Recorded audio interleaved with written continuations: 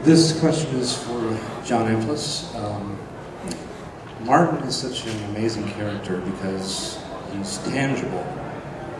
Even when he's exhibiting the most extreme behavior, we still feel as though we can relate to him, and that's an incredible feat.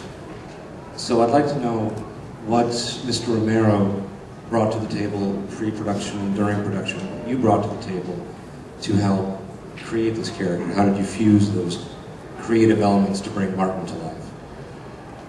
Wow, that's a hard question to answer. For most actors, well, I should speak for myself. For this actor, I really try to pay attention to what's on the page. And George wrote the script, and I think George does his best work when he does his own writing.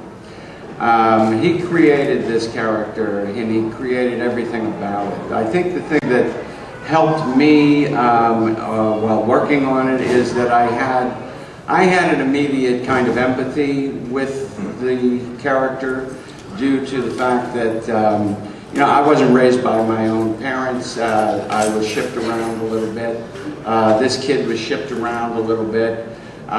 He had some issues and probably some delusions that were brought on by his cultural background, and I tried to pay attention to as much of that as possible. And I think my input came from whatever intuition I may have had pertaining to what the requirements of this character needed. I was gratified to be able to, in one way, create a character that was empathetic, and yet at the same time what he was doing was, well, I can't even say. He was a serial killer.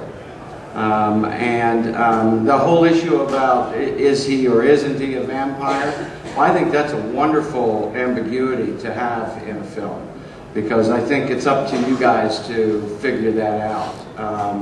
But George and I both talked as we were going. He really mentored me through the process because it was my first feature. And I think that probably answers it, as best as I can.